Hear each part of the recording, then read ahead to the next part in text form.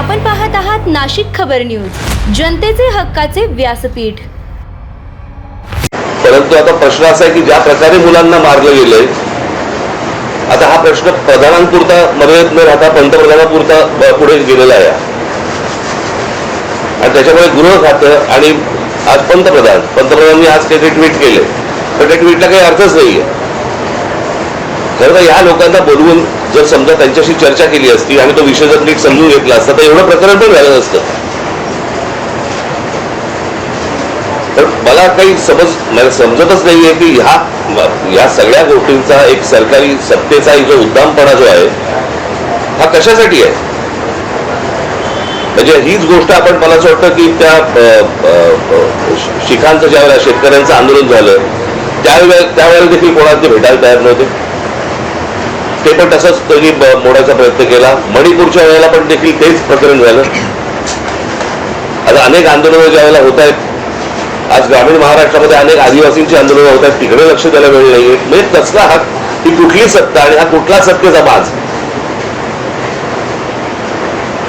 ती मुलं असं काय मागत होती। बरं, नीटची परीक्षा द्यायला किती कष्ट असतात, किती त्रास त्यांना असतो हे त्या मुलांना विचारायचं।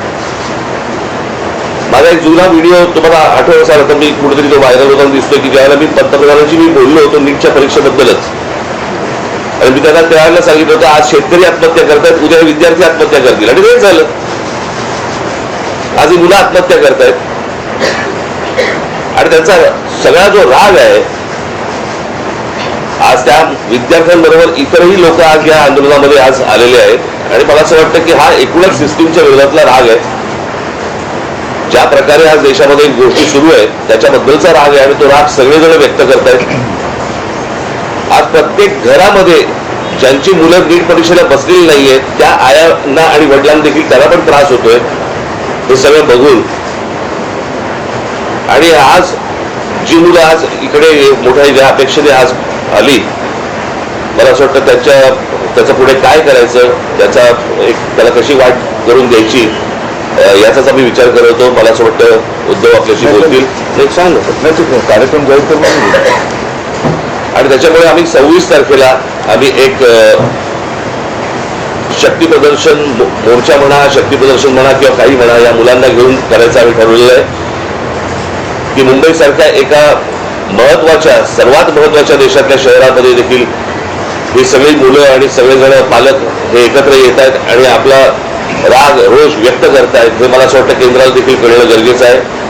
आणि त्याच्यासाठी म्हणून आम्ही येत्या 26 तारखेला रविवारी येत्या 26 तारखेला आम्ही हा मोर्चा आम्ही काढत आहोत।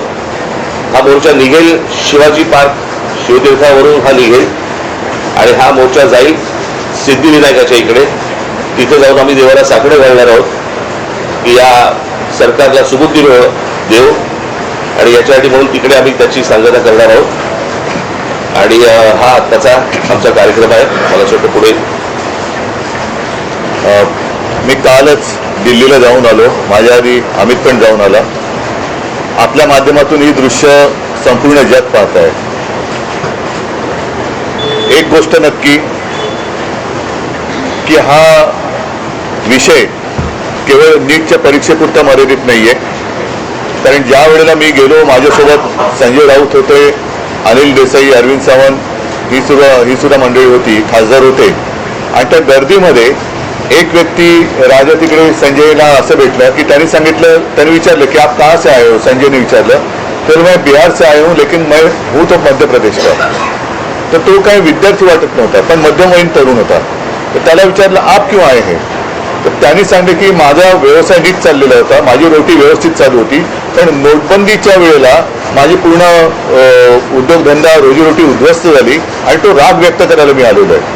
म्हणजे हे काही एक निमित्त झाले असं म्हणा पाहिजे तर, परंतु हा गेल्या काही वर्षातला राग हा आता उफाळून वरती आलेला आहे। दुर्दैवाने आज मी वृत्तपत्रात वाचलं आणि कालच आपल्या माध्यमातून मी बघितलं की न्यायमूर्तींना किंवा न्यायालयाला या प्रकरणाकडे लक्ष द्यायला वेळ नाही असं ते म्हणाले। आता विषय असा झालेला आहे की दिल्लीमध्ये मला सुद्धा तिथल्या काही मुली भेटल्या आणि त्या संतप्त होत्या त्या सांगत होत्या की आमचे कपडे फाडले गेले, वाटेल तसं मारलं गेलं, काही ठिकाणी तर लाट्या काट्यांना खिळे लावून, गजलेले खिळे लावून मारलं गेलं, डोकी फोडली गेली. आणि काल एक व्यक्ती जी महिला म्हणजे मुलगी जी अत्यवस्थ होती, मला कल्पना नाही आता तिचं येता वाचलं ते आता आहे की नाही मला माहिती नाहीये. तर एक एक एक एक एक एक असे अत्याचार वाढत चाललेले आहेत. न्यायालयाला कबूतर कुत्रे यांच्याकडे लक्ष द्यायला वेळ आहे, पण कॉक्रोचकडे लक्ष द्यायला वेळ नाही, हे दुर्भाग्य आहे.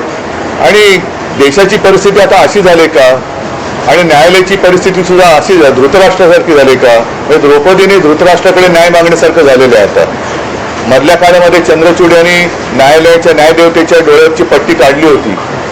ती न्यायदेवतेने परत पट्टी बांधली आहे का आणि कशासाठी बांधलेली आहे, हे एकूणच जे चाललेलं आहे हे सरकार आता कोणाला आपलं वाटतं असं दिसत नाहीये. कारण मी ज्या वेळेला तिथे पोहोचलो तेव्हा जसं आता राज म्हणाला की आता विषय केवळ धर्मेंद्र प्रधान यांच्या राजीनाम्यापुरता नाही, तर ह्या मुलांना, या विद्यार्थ्यांना आता हे सरकार नकोसं झालेलं आहे.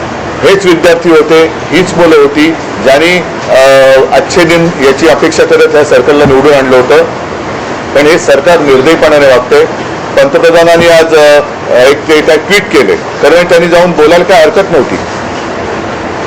म्हणजे याच्यामध्ये कमीपणा बाळगण्याचं काही कारण नाहीये.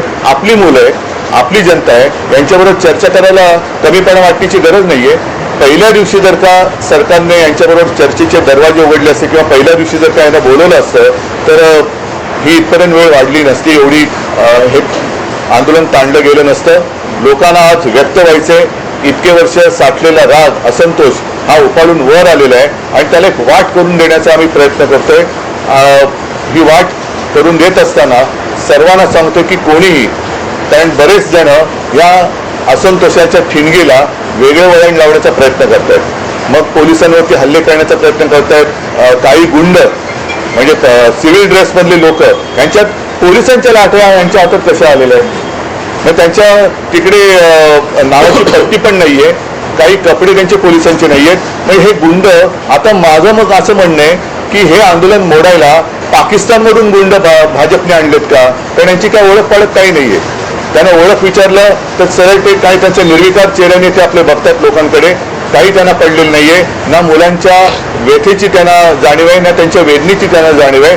बेसुमार लाठीमार करतायत आणि अशी ही सगळी गुंडागर्दी ही सरकार चालवत असताना कोणी गप्प बसू नये. आपण व्यक्त व्हायला पाहिजे आणि त्या व्यक्त होण्यासाठी, ती वाट करून देण्यासाठी येत्या रविवारी आम्ही मी मोर्चा म्हणण्यापेक्षा एक देशाची ताकद काय असते ही ताकद दाखवून देण्यासाठी या मोर्चाचं आयोजन केलेलं आहे.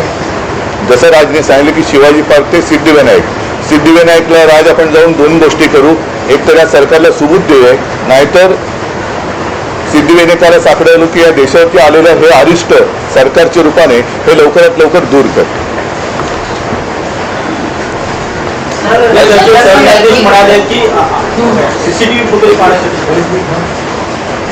मग तोच विषय राहिला की सरन्यायाधीश जे बोलले की सीसीटीव्ही फुटेज पाहण्यासाठी आमच्याकडे वेळ नाहीये. मुळात ह्यांच्यामुळेच हे धुरळ सुरू झालं ना. जन्मदाते तेच आहेत ना, आणि त्यांनी जन्म दिल्यानंतर त्या पोराकडे बघायला नको. मी महाराष्ट्रामध्ये पोलीस या सर्व आंदोलनकर्त्यांना चांगलं सहकार्य करतात, काही त्रास देत नाहीये, काही गोष्टी झाल्यात. माझ्याकडे आता एक व्हिडिओ आलाय, मला असं वाटतं की मी तो आता मुंबई पोलीस कमिशनरने देखील पाठवलेला आहे. एका टॅक्सीतनं मुलं चालली होती आणि ती मुलं चालली असताना टॅक्सीतून नाही, पोलिसांच्या गाडीतून आणि तो पोलीस त्यांना सांगतोय त्या मुलांना की परत या एरियात जर दिसला तर खिशामध्ये तुमच्या 5 ग्रॅमची पावडर टाकीन, 50 ग्रॅमची पावडर टाकीन, बरं का. तर पोलिसांकडे आता पावडर पण नाही लागली. पोलीस एजंट आहेत का पावडरवाले? हा पोलीस कोण ड्रग सप्लायर आहे का? हे कुठचे काय चाललंय मला कळतच नाही. मला खरं तर ही इतकी साधी गोष्ट होती. साधी म्हणजे म्हणण्यापेक्षा ही किंवा पेपर फुटलेत, काय ज्याची जबाबदारी आहे त्यांनी राजीनामा द्यावा आणि जे त्याच्यामध्ये असतील, सामील झालेले असतील, त्यांना अरेस्ट करावी. ज्या काही गोष्टी करायच्या त्या सगळ्या गोष्टी कराव्या. परत हे होणार नाही याची शाश्वती द्यावी आणि त्याच्याशी चर्चा करावी. हे सगळं प्रकरण इथपर्यंत आलंच नसतं. बोला. नाही, यात एक प्रश्न असा आहे की नाही दिनेश एक मिनिट आज जे मोदींनी ट्विट केले का काय केले मला कल्पना नाही की दोषींना सोडणार नाही, तर ज्यांनी या मुला मुलींवरती निर्दयीपणाने लाठीमार केलेला आहे, ज्यांनी मुलींचे कपडे फाडलेत, जे पोलिसांच्या वेशात न येता जे गुंड तिकडे घुसलेत, या गुंडांना पकडून त्यांना सुद्धा कठोर शिक्षा करण्याची जबाबदारी मोदी